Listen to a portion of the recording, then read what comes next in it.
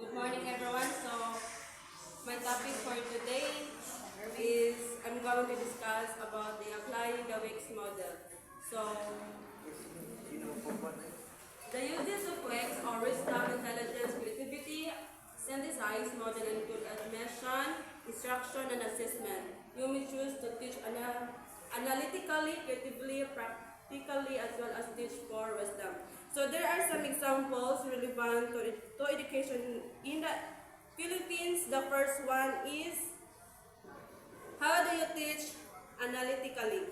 So make students use critical thinking, design tasks and activities that provide opportunity for your learners to analyze, critique, judge, compare and contrast, evaluate and assess. So for example, you are a teacher and you want to give a task to your students, which is the compare and contrast to the book of Jose Rizal, which is the El Filibusterismo and the No Limitang Yari. Another is, in that case, the students use their critical thinking about that task. So another is analyze the development of the country, if there is a development or not.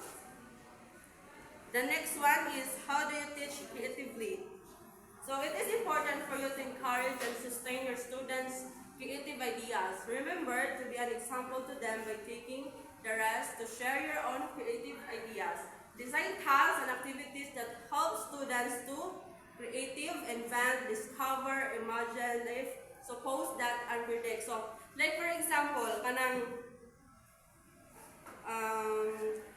you are a teacher and you are a teacher and teaching a class about photosynthesis to middle school students. So, instead of traditional nga mga lecture, pwede ka mag-engage og hands-on nga activity. Like for example, maghimo kag DIY nga presentation about sa process of photosynthesis, and then in that case ma-understand pa jud og maayo sa mga students about anang topic.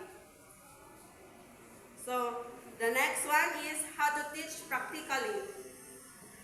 Have in mind real-life situation where students can use what they learn to meet their own and also others' practical needs. Like for example, you are a teacher and teaching a biology lesson about ecosystem.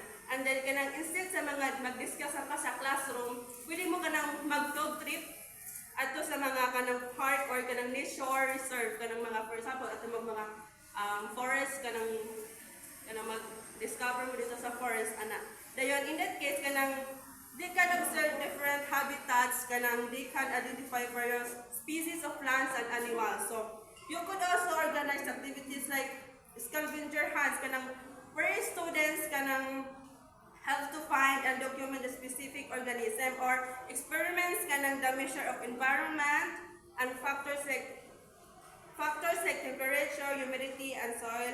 So in that case, the students will fostering a deeper understanding of ecosystem dynamics.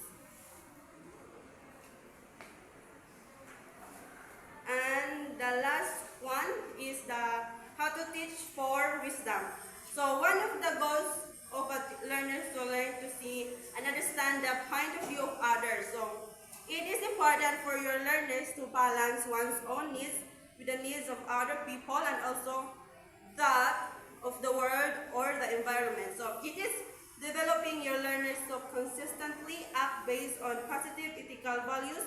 You teach for wisdom when you are able to have your students do first, try to find a common good. Second, see things from others' point of view. Third is balance your own interests with those of others and of institution.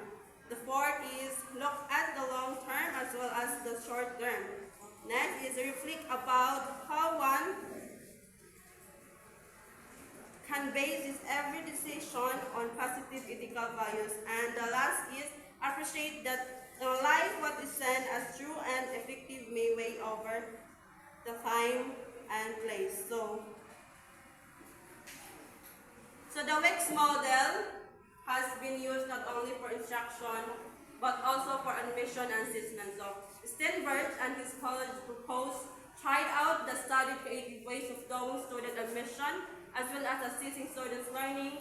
Based on their studies, the WEX model was successful for teachers and these learners because it celebrated the differences of learners through a supportive learning environment, made students remember better what they learned, build on the strengths of the learners, and strengthen the motivations of the learners. And that's all. Thank you.